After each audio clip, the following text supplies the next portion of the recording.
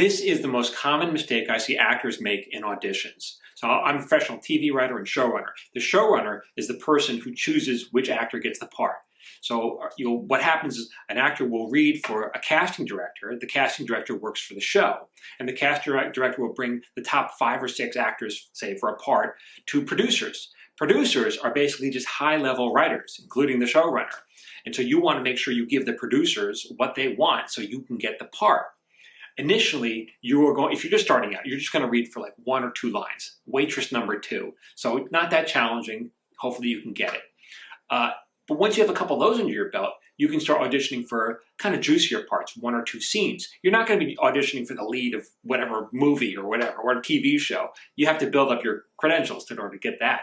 So to audition for those, to get the parts for that 1 or 2 scenes, this is the mistake I see most often when they bring actors to producers. And by the way, they used to bring actors to producers like live. Now it's kind of, because of COVID, it's going on audition, it's on tape. So we just watch the tapes. But maybe it'll go back to live at one point. Anyway, so the most common mistake I see is, of course, trained actors want to make choices. They want to they bring originality and make interesting choices for a part.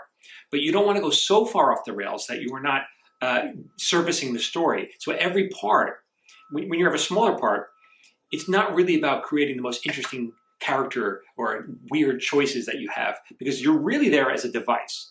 Your job is to be an obstacle in the way of what the main character wants. So if you can approach the scene from what the main character wants, then you can create, you can be that obstacle, either literally or figuratively. And that's why I say actors should study writing, because if you can approach the scene from the way a writer would approach it, then you can give the writer what they want.